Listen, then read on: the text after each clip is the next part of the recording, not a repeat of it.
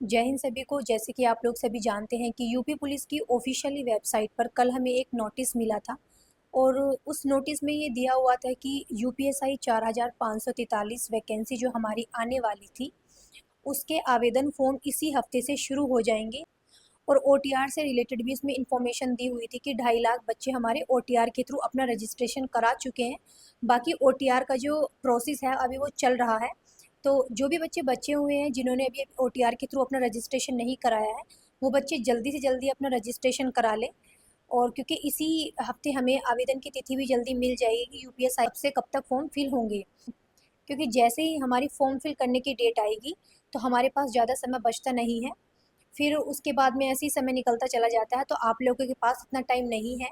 तो अपना जल्दी ओटीआर के थ्रू अपना जल्दी रजिस्ट्रेशन करा लीजिए और ओटीआर में भी अपनी सही डिटेल फिल कीजिए जिससे कि आपको आगे जाके कोई दिक्कत ना हो किसी फॉर्म फिल करने में। बहुत ही सावधानी पूर्वक अपनी डिटेल को फिल करना है आप लोगों को। और जो भी बच्चे अपना वर्दी पाने का सपना देख रहे हैं तो उनके लिए बहुत ही गोल्डन चांस है इस बार। अपनी तैयारी को कंटिन्यू रखें, ये ना सोचें कि अभी यूपीएसआई में नोटिफिकेशन नहीं आ रहा है। देखिए नोटिफिकेशन जब आएगा तब आ जाएगा, लेकिन आप अपनी पढ़ाई में कंसिस्टेंसी जरूर रखें, क्योंकि स्टेट की वैकेंसी का आप लोग बहुत अच्छे से जानते हैं। अगर नोटिफिकेशन नहीं आना होता है तो पता नहीं कितने कितने महीने चले जाते हैं, और नोटिफिकेशन आना होगा तो कुछ पता नहीं चलता, आज रात में नोटिफिकेशन आ जाए।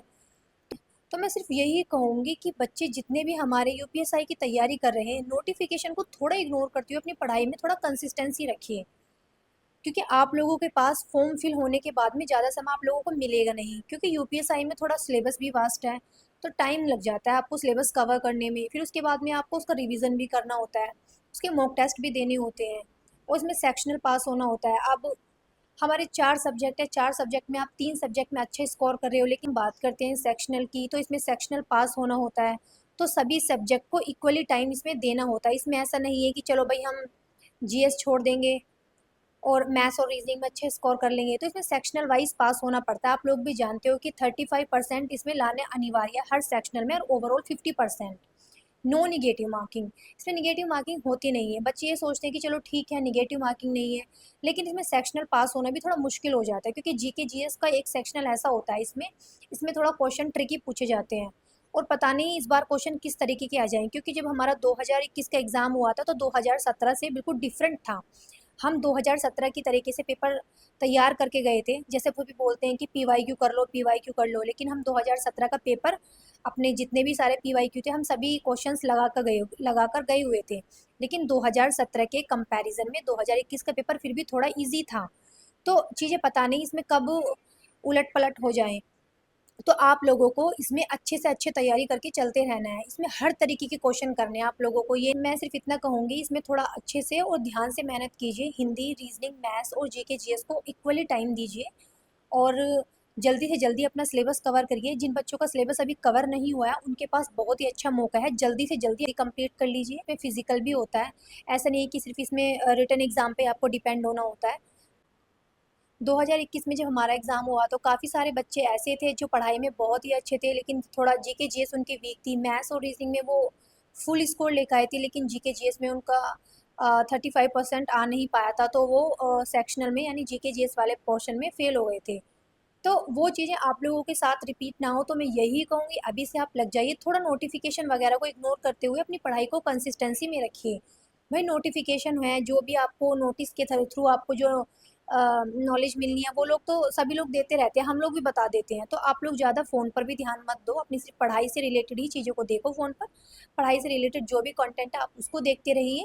और मैं सिर्फ इतना ही कहूँगी कि आप लोगों के पास इतना समय नहीं है तैयारी करने के लिए, आप लोग मेहनत करते रहिए। और जैसे कि मैं पहले भी अपनी वीडियो में बता चुकी हूँ कि यूपीएसआई में मैथ्स का जो वेटेज है वो अर्थमेटिक का वेटेज ज़्यादा होता है, एडवांस का वेटेज कम होता है।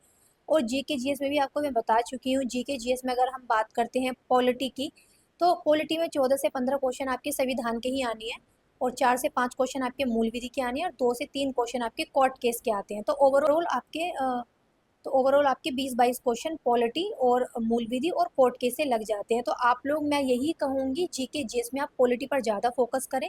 बात करती हूँ तो जीके में आप पॉलिटी को पहले क्लियर करें। आप पॉलिटी को सारा पढ़ लीजिए और प्रॉपर नोट्स जरूर बना लेना, हैंड रिटन नोट, जिससे कि आपका जब एग्ज़ाम आएगा तो आप उन चीज़ों को जल्दी से जल्दी एक बार रिवीजन में ले लें।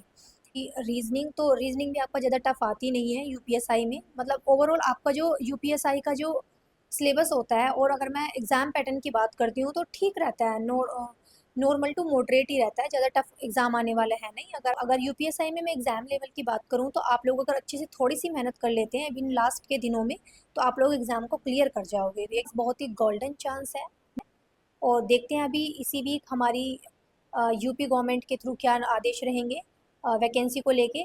तो आप लोग बिना देर किए अपनी तैयारी को करते रहिए, और कोई भी अगर क्वेरी हो तो आप मुझे कमेंट कर देना। हर एक कमेंट का मैं जवाब देने की कोशिश करूँगी। Thank you so much.